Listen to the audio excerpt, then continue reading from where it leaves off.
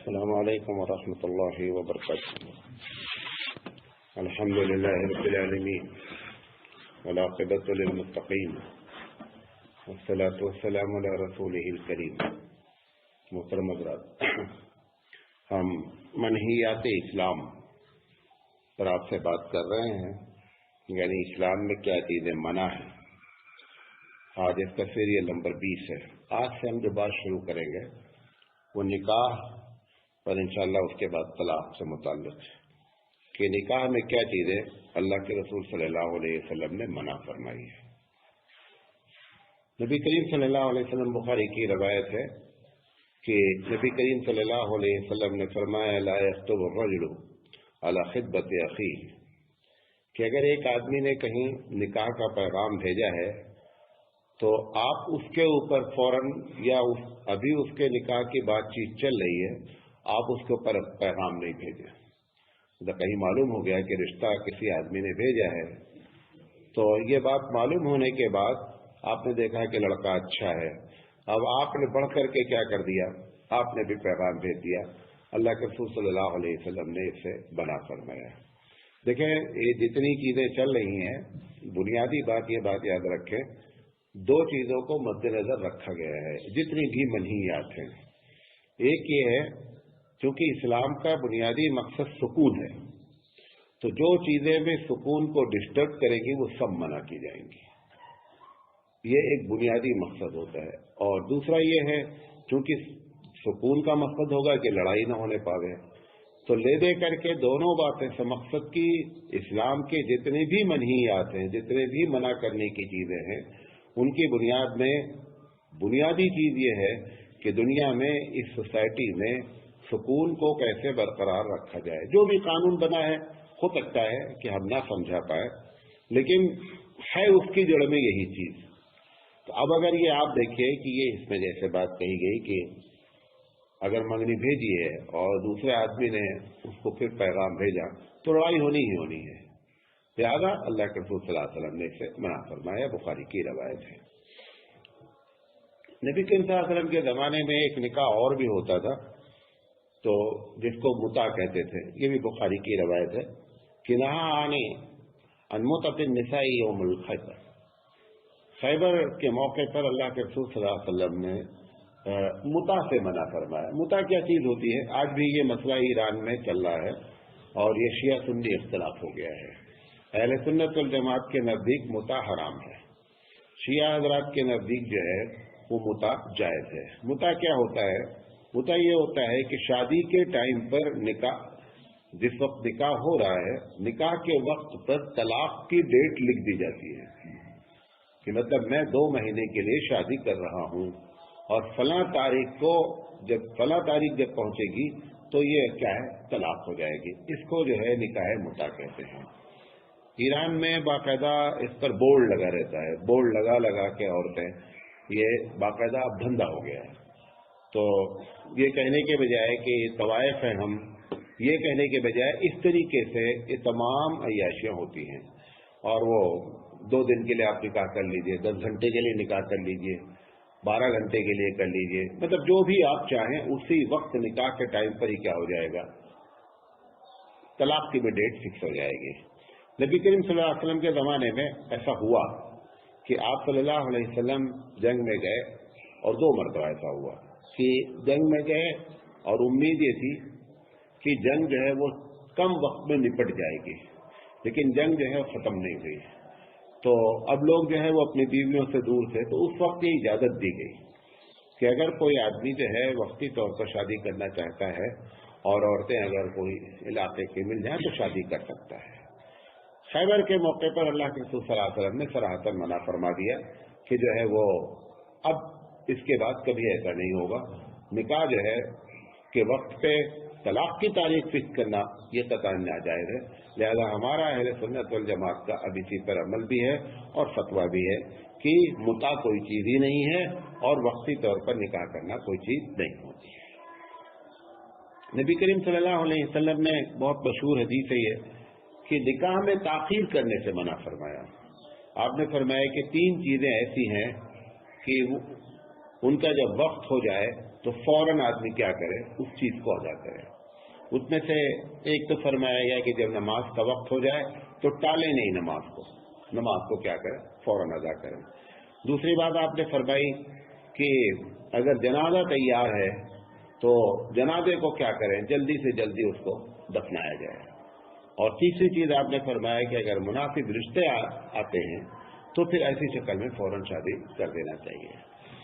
یہ جو آج کل ہمارے یہاں یہ معاملہ بہت ٹیڑھا ہوتا جا رہا ہے، اور ہمارے سے زیادہ جو ہے وہ دوسرے ملکوں میں، خاص کر پاکستان میں یہ مسئلہ بہت ٹیڑھا ہے۔ کراچی وغیرہ میں تو 35 سال 40 سال کوئی چیز ہی نہیں ہے۔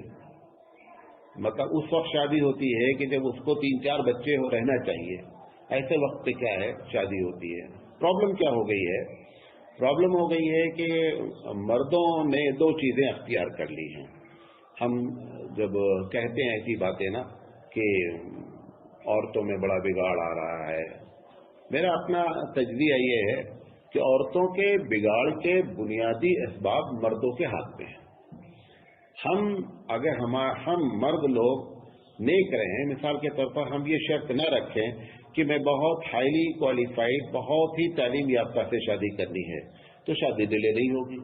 تو ہم نے کنڈیشن رکھی، وہ مجبور ہے پڑھنے کے لیے۔ ہم نے کنڈیشن رکھی کہ صاحب جاب والی ہم کو چاہیے۔ اب یقینی بات ہے کہ جب جاب والی لڑکی آپ تلاش کر رہے ہیں تو اب اس کو پڑھنا بھی پڑے گا، اور پڑھنے کے بعد پھر جاب تلاش بھی کرنی پڑے گی، پھر بھی لیٹ ہونا ہے۔ تو حقیقت کیا ہے؟ بربادی ہمارے دماغ میں آئی ہے، شرارت ہم نے کی ہے، اور ہم پھر بعد میں وہ عورتوں پر اٹھا کر کے کیا ہے الزام رکھ دیا جاتا ہے۔ تو یہ جو ہم کر رہے ہیں، ٹھیک ہے، دنیا آپ بولیں گے دنیا ایڈوانس ہے، جو کچھ بھی کریں، لیکن ایک بات یاد رکھیں، نبی کی جب بھی مخالفت ہونی ہے سوسائٹی کو جھیلنا ہے۔ ہم ہی نہیں، کوئی بھی نبی کی مخالفت کرے، چاہے وہ ان پر ایمان رکھتا ہو یا نہیں رکھتا ہو، اس کو جھیلنا ہی جھیلنا ہے۔ جتنا کرپشن آپ دیکھ رہے ہیں، ڈیلی اخبار، پرنٹ میڈیا، الیکٹرانک میڈیا، ہزاروں زنا ہوتے ہیں، اور وہ ریپ جو کہ زنا ان کی نگاہ میں ہے، جو کہ بے رضا ہوا ہے، اس کا تو کسی کو پتہ ہی نہیں ہے۔ وہ کتنی تعداد میں پہنچا ہے کسی کو اندازہ ہی نہیں ہے۔ وہ جو ریکارڈ ہوتا ہے وہ صرف کیا ہے، وہ پبلک پہ آتا ہے، فلاں ہو گیا، دھماکہ ہو گیا۔ یہ سب کیوں ہو رہا ہے؟ کیونکہ وقت پر شادی نہ کرنے کی وجہ سے ہو رہا ہے۔ تو ڈیلے ہونے کی یہ دونوں بنیادی وجہ ہیں۔ کیونکہ پہلے تو یہ ہوتا تھا کہ چلو ایک مرتبہ جہیز مل جائے، اب تو ہم چاہتے ہیں کہ منتھلی جہیز ملنا چاہیے۔ جو ہم چاہ رہے ہیں کہ لڑکی جاب کرے، ہماری بیوی آنے والی، تاکہ ہم کو منتھلی کیا ملتا رہے، جہیز ملتا رہے۔ یہ ہم اسمارٹ ہیں دادا۔ تو وہ ایک مرتبہ والا جہیز کا چکر اب ختم ہو گیا۔ بہت سے لوگ بہت شدید شرافت سے بات کرتے ہیں، مجھے جہیز بس کچھ نہیں چاہیے، لڑکی جاب والی ہو تو کافی ہے۔ یہ زیادہ جہیز چاہ رہا ہے، اس کی نیت زیادہ خراب ہے۔ تو اللہ کے رسول صلی اللہ علیہ وسلم نے فرمایا کہ جب مناسب جوڑے آ جائیں تو شادی کر جائیں۔ اب مناسب جوڑے کی ڈیفینیشن کیا ہے؟ کیا مناسب کا مطلب کیا ہے؟ نبی کریم صلی اللہ علیہ وسلم نے دوسری جگہ فرمایا کہ شادیاں لوگ لڑکیوں سے 4 وجہ سے کرتے ہیں۔ کتنی وجہ سے کرتے ہیں؟ 4 بیس ہوتی ہے شادی کرنے کی۔ تو آپ نے فرمایا، بخاری کی بھی روایت ہے کہ پہلی وجہ ہوتی ہے کہ آدمی اس کی خوبصورتی کی بیس پہ شادی کرتا ہے۔ دوسری وجہ یہ ہوتی ہے کہ بڑا اچھا خاندان ہے، بڑا اونچا خاندان ہے، شادی کرتا ہے۔ اور تیسری وجہ ہوتی ہے کہ روکڑے بہت ہیں، پیسے بہت ہیں اس کے پاس، اس کی وجہ سے شادی کرتا ہے۔ اور چوتھی وجہ آپ نے فرمائی کہ دین کی بنیاد پہ شادی کرتا ہے۔ آپ صلی اللہ علیہ وسلم فرمایا کہ کامیاب وہ ہوا جس نے دین کو کرائٹیریا، دین کو معیار بنایا، وہ کامیاب ہوا۔ تو مناسب رشتے کا مطلب کیا ہے؟ مثال کے طور پر ایک عورت دیندار کا رشتہ لڑکی کا آیا، یا ہم نے دیندار سمجھ کر کے بھیجا، اب ایسے میں اگر خوبصورتی تھوڑی کم ہے تو آپ اس کو اوکے کریں۔ جتنا اس میں آپ تلاش کرتے جائیں گے، اب تو لوگ اتنا تلاش کرتے ہیں کہ وہ ساری صفت جنت میں ہی پائی جا سکتی، دھرتی پر نہیں ہے، وہ زمین پر صفت موجود ہی نہیں اتنی سیکیورٹی چاہتے ہیں ہم اپنی لڑکی کے لیے کہ ایسی ہو، ایسا ہو داماد، تو ایسا ہو تو ایسا ہو۔ جب ٹوٹل سیکیورٹی ہم چاہتے ہیں تو پروردگار عالم کیا کرتا ہے؟ اپنی سیکیورٹی اٹھا لیتا ہے کہ آپ اب اپنا سب معاملہ خود ہی طے کر لیجیے۔ تو یہ جو ہمارے حالات خراب ہوتے ہیں بعد میں شادی کے بعد، اس میں کہیں نہ کہیں ایک بڑا فالٹ آیا رہتا ہے جو ہم کو محسوس نہیں ہوتا ہے. اور اسی طریقے سے شادیاں جب ڈیلے کی جانے لگتی ہیں تو پھر آپ جانیے کہ رشتے پھر ایک وقت آنے کے بعد بند ہو جاتے ہیں. جب آپ اچھے رشتے کو انکار کرتے ہیں نا تو کبھی اس کی بد دعا بھی لگ جاتی ہے. وہ جس کا جو اچھا رشتہ تھا اور آپ نے انکار کر دیا تو اس کی کوئی آہ نکلتی ہے، اس آہ کا بھی کیا ہوتا ہے، اثر ہوتا ہے. لہذا اگر مناسب رشتے آ جائیں تو اللہ کے رسول صلی اللہ علیہ وسلم نے فرمایا کہ شادی کو ڈیلے نہیں کریں. مگر یہ بھی نہیں کہنا چاہتے اسلام میں کہ آپ اندھے بہرے لنگڑے لولے ہو کر کے لڑکی کو اپنی کہیں شادی کر دیں. جو چیزیں مناسب ہیں ان کو دیکھنا چاہیے. مثال کے طور پر جس سے ہم شادی کرنے جا رہے ہیں یہ 3 وقت کھلانے کے لائق ہے کہ نہیں ہے، اس لیے سرچ چھپا کر کے رکھنے کے لائق ہے کہ نہیں ہے. یہ 2 تو بنیادی چیزیں جو بیسک ریکوائرمنٹ ہے، بنیادی ضرورتیں ہیں، ان کو تو دیکھنا چاہیے. حضرت علی رضی اللہ تعالیٰ عنہ نے جب حضور کو رشتہ دیا، سب سے پہلے رشتہ حضرت علی سے بھی پہلے رشتہ فاطمہ کا ابو بکر صدیق رضی اللہ تعالیٰ عنہ نے دیا. حضور صلی اللہ علیہ وسلم نے کہا دیکھیں گے. کیا مطلب تھا کہ فاطمہ کا اور ابو بکر کی عمر کا جوڑ نہیں بن رہا ہے. یہ نہیں کہا رہے ابو بکر بہت اچھے آدمی چلو شادی کر دو. ابو بکر سے اچھا کون تھا؟ کوئی نہیں ہے. لیکن یہ بھی دیکھنا ہے ہمارے نبی نے ہماری ہر طرح سے تربیت فرمائی ہے. صرف آپ کو نماز پڑھنا اور روزے رکھنے کا طریقہ ہی نہیں بتایا ہے، زندگی گزارنے کا سلیقہ بتایا ہے. اب ابو بکر سے اچھا رشتہ کس کا ہو سکتا ہے؟ کسی کا نہیں ہو سکتا. لیکن اس میں پرابلم کیا ہو رہی ہے؟ ابو بکر اور حضرت فاطمہ کی عمر میں ڈفرینس ہے. حضرت عمر نے رشتہ بھیجا ابو بکر کے بعد، حضور صلی اللہ علیہ وسلم نے دیکھیں گے کیوں، اس میں بھی وہی پلاٹ. حضرت علی رضی اللہ تعالیٰ عنہ کو ان دونوں نے کہا کہ جاؤ رشتہ بھیجو. حضرت علی رضی اللہ تعالیٰ عنہ بولے مجھے بہت شرم آتی ہے. شاید میں شرم کی کہا تو جاؤ یار بھیجو رشتہ. تو اب ان دونوں نے ان کو پش کر کے کیا کیا، ابو بکر صدیق رضی اللہ تعالیٰ عنہ نے حضرت عمر رضی اللہ تعالیٰ نے کہ آپ رشتہ بھیجیے.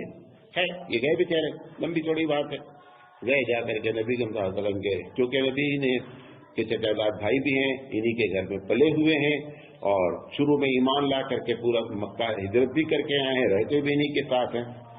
تو گئے جا کر کے بیٹھ گئے، اللہ کے رسول صلی اللہ علیہ وسلم باتیں کر رہے تھے اپنا. تو تھوڑی دیر بعد اٹھ کے چلے گئے. اب یہ دونوں آدمی واٹی درمیے میں بیٹھے ہوئے تھے کہ دیکھیں کیا خبر لاتے ہیں یہ. تو وہ جب آئے تو کہا کیا ہوا کیا ہوا. کہا میں بولا ہی نہیں، مجھے شرم آ رہی ہے. تو انہوں نے کہا اس میں شرم کی کیا بات ہے، جاؤ گے. تو ہوتا نا آدمی انکریج کرتا ہے. تو ان دونوں نے پھر بھیجا. اب وہ گئے اللہ کے رسول تعالیٰ کے پاس، تو پھر جا کر بیٹھ گئے. اب ایک آدمی اگر ایک مرتبہ آیا گیا پھر آئے تو آپ خود ہی پوچھیں گے نا یار کچھ بات ہے کیا بات ہے. تو اللہ کے رسول صلی اللہ علیہ وسلم نے خود ہی پوچھ لیا حضرت علی سے بھائی کچھ کہنا چاہتے ہیں کیا؟ کہاں ایک بات کہنا چاہتے ہیں. تو انہوں نے کہا کہ میں جو ہے وہ شادی کرنا چاہتا ہوں فاطمہ سے. اب اللہ کے رسول صلی اللہ علیہ وسلم نے ان سے پہلا سوال کیا کہ شادی کرنے کا ارادہ ہے، مہر دینے کے پیسے ہیں تمہارے پاس؟ تو یہ مناسب چیز ہے جس کو ہم کو دیکھنا ہے. پھر نکاح ہونے کے بعد فوراً رخصتی نہیں کی گئی. کیوں؟ ان کے پاس کوئی گھر ہی نہیں تھا. حضرت علی رضی اللہ تعالیٰ عنہ کا اپنا کوئی گھر ہی نہیں تھا، اس لیے رخصتی کو ٹالا گیا. پھر جب ان سے کہا گیا کہ بھائی کہاں رکھو گے، تو وہ چاہ رہے انہوں نے جو ہے وہ انتظام کیا. تو یہ بتانا چاہ رہے ہیں کہ یہ بھی میں نہیں کہنا، ہم چاہ رہے ہیں کہ رشتہ آوے تو آپ آنکھ بند کر کے جو ہے وہ نہیں. بہت دن کے بہت سے لوگ ایسے پھنستے بیچارے بہت دیندار ہیں، ایج ہی کا نہیں دھیان دے رہے ہیں. بھائی دیندار اپنی جگہ ہے، لیکن یہ شادی کا معاملہ ہے. ایک کچا گھوڑا بھی کوئی لیتا ہے تو 3 مرتبہ ٹھونکتا ہے، پھر اس کے بعد گھوڑا اٹھاتا ہے کہ کیسا ہے. ادھر زندگی گزارنے کے لیے بات کہی جا رہی ہے، لہذا ان چیزوں کا خیال رکھنا چاہیے. بہرحال آخری میں بات یہ ہے کہنے کی کہ نبی کی سنت پر جتنا عمل کریں گے، اگر اس میں کوئی خرابی بھی آنے والی ہوگی تو رب ذوالجلال اس نبی کی سنت کی اطاعت کی برکت میں کیا کرے گا، مسائل کو سلجھا دے گا. لیکن ہم کتنے بھی ہوشیار بن کر کریں گے، اگر نبی کی سنت سے اراد کریں گے اپنے آپ کو بہت ہوشیاری کر کے رکھیں تو بھی اس میں کیا ہوگی، خرابی پیدا ہونے کے چانسز ہیں. نبی کریم صلی اللہ علیہ وسلم نے یہ بات بھی منع فرمائی. طبرانی کی روایت ہے کہ اگر کسی آدمی کو قدرت ہے نکاح کرنے پر، قدرت سے مراد مرد کے لیے 2 چیزیں قدرت ہوتی ہیں، ہیلدی ویلدی، یعنی آدمی کے پاس اتنی ہیلتھ اس کی صحیح ہے کہ وہ بیوی کے ساتھ رہ سکے، اور اتنا مال ہے کہ بیوی کا خرچہ برداشت کر سکے. ان دو کے ہونے کے باوجود وہ شادی کو نہیں کہتا میں شادی نہیں کروں گا, تو اللہ کے رسول صلی اللہ علیہ وسلم نے فرمایا کہ وہ مجھ میں سے نہیں ہے. کیوں؟ یہ انبیاء کی سنت ہے, نبی صلی اللہ علیہ وسلم کی نہیں, تمام انبیاء کی سنت ہے. حضرت عیسیٰ علیہ السلام کے علاوہ یا ایک اور کوئی نبی بلکہ سارے نبیوں نے شادی کی. اور حضرت عیسیٰ کے علیہ السلام کے بارے میں بھی ہے کہ جب وہ دنیا میں آئیں گے تو وہ شادی کریں گے. لہذا یہ کہ جب آپ کے پاس طاقت بھی ہے اور آپ کے پاس ہیلتھ بھی ہے تو شادی سے انکار کوئی معنی نہیں ہے.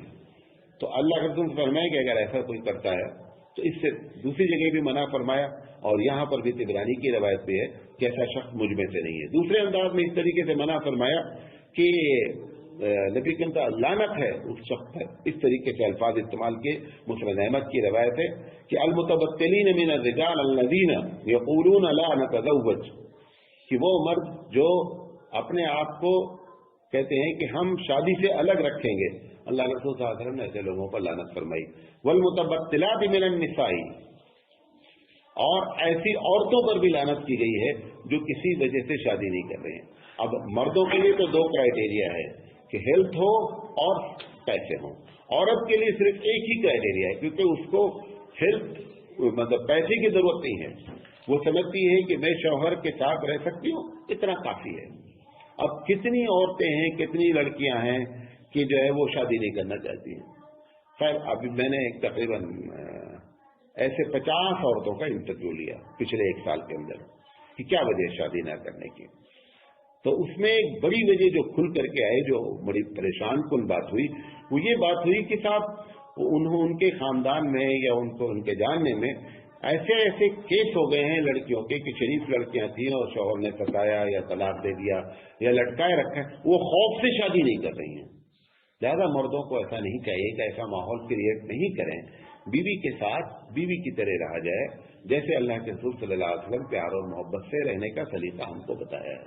کیونکہ آپ یہ بات نوٹ کر لیں, جتنا آدمی گھر میں سکون سے رہے گا اتنی سوسائٹی میں سکون رہے گا. اگر وہاں ڈسٹرب آپ ہیں تو جہاں بھی آپ کو جانا ہے ہر جگہ کیا کرنا ہے, ڈسٹرب کرنا ہے. کام پہ جائیں گے تو ڈسٹرب کریں گے, مطلب سب آپ جان رہے ہیں. اگر یہاں سے سکون رہتا ہے تو پوری سوسائٹی میں کیا رہتا ہے, سکون رہتا ہے. تو بڑی لڑکیوں نے یہ بات کہی کہ نہیں میں نہیں شادی کرنا چاہتی ہوں, ہمارے خاندان میں ان کے ساتھ ایسا ہوا ہے, ان کے ساتھ ایسا ہوا. تو یہ ماحول جو پیدا ہو رہا ہے نا, یہ اچھا ماحول نہیں ہے. لہذا اس سے جو ہے پرہیز کرنا چاہیے. لیکن اگر کوئی وجہ نہیں ہے اور اس کے باوجود مرد یا عورت انکار کرتے ہیں تو اللہ کے رسول صلی اللہ علیہ وسلم نے جو ہے اس پر لعنت فرمائی. ابن ابی شیبہ کی بھی روایت اسی طریقے کی ایک ہے کہ نہر رجل نہر نبی صلی اللہ علیہ وسلم الرجل ان یبتل, اللہ کے رسول صلی اللہ علیہ وسلم نے منع فرمایا آدمی کو کہ وہ اپنے آپ کو شادی سے روکے. اچھا, بعض لوگ اس میں خیر اب یہ سلسلہ کم ہے, لیکن عیسائیوں سے مسلمانوں میں یہ بات آئی تھی کہ عیسائیوں کے یہاں شادی تقوی کے خلاف ہے, اسی لیے ان کے یہاں جو سب سے بڑا فادر ہوتا ہے اس کے لیے شرط رکھی جاتی ہے کہ شادی زندگی پر نہیں کرے گا. سارے مذہب میں یہی ہے, سارے مذہب نے عورت کو ایک غلط چیز سمجھا ہے. زیادہ سنیاس لینے کے لیے بھی آپ کو کیا کرنا ہے, شادی نہیں کرنی ہے. جتنے بڑے سادھو ہیں ان کے یہاں وہ ایک الگ بات ہے 50 الگ سے رکھے رہیں, لیکن جو ان کا دستور ہے وہ یہ ہے کیا کہ نہیں صاحب سنیاس ہم نے لے لیا لہذا ہم کو دنیا سے مطلب نہیں ہے. انہوں نے رہبانیت اختیار کر لی کرسچینٹی میں, ان کا بھی دنیا سے کوئی تعلق نہیں ہے. اور دنیا کے جتنے بڑے اسکینڈل ہوتے ہیں خاص کر عورتوں کے, وہ سب انہی دونوں کے ہوتے ہیں. کس کے, جن لوگوں نے یہ طے کیا ہے کہ مجھے شادی نہیں کرنی. سب سے بڑے اسکینڈل دنیا میں انہی کے ہیں. اگر آپ کرسچینٹی کے اسکینڈل نکال کر کے دیکھیں گے تو بڑے بڑے اسکینڈلس ہوئے ہیں ان فادر کے ساتھ کہ جن کو پوری زندگی جو ہے انہوں نے کیا کیا کہ ہم شادی نہیں کریں گے, اور وہ نہ شادی کرنے کے باوجود بھی آپ سے زیادہ شادی کے بیٹھے ہوئے ہیں. تو شادی انسان کی فطری ضرورت ہے. لہذا اس سے جب آدمی کو اعتراف کرتا ہے مطلب ہٹتا ہے تو ہر فطرت کے انکار کا ریئیکشن ہے. جو بھی فطری چیز ہے آپ اس فطری چیز کا انکار کریں گے, ریئیکشن سے اپنے آپ کو کنٹرول نہیں کر سکتے, اس کا ریئیکشن ہونا ہی ہونا ہے. کیوں؟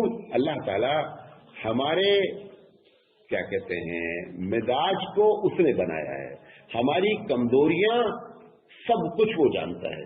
उस कमजोरी की बुनियाद पर कानून बनाया गया है कि ये इसकी कमजोरी है। जब तमाम अंबिया को इससे अलग नहीं किया गया तो ये कहना कि आप शादी ना करना बड़ी बुजुर्गी है, ये बहुत बड़ा धोखा है। शादी ना करना कोई बुजुर्गी ही नहीं, बल्कि शादी ना करना बहुत बड़ी बदमाशी है। शादी करना ही बुजुर्गी है। क्यों? हमारे रसूल से ज्यादा कोई दुनिया में इस जमीन पर बुजुर्ग हुआ ही नहीं। अगर ये बुजुर्गी होती तो सबसे पहले अंबिया को क्या किया जाता, इससे दूर किया जाता। लिहाजा अगर ये अकीदा रख करके ऐसा कोई कर रहा है तो बहुत बड़ी बात है। हज़रत उमर रज़ी अल्लाह तआला अन्हु से रवायत है, हज़रत उमर रज़ी अल्लाह तआला अन्हु के पास एक साहब है मुसन्नफ़ अब्दुल रज़्ज़ाक़, ये वाक़या लिखा है कि अल्लाह के रसूल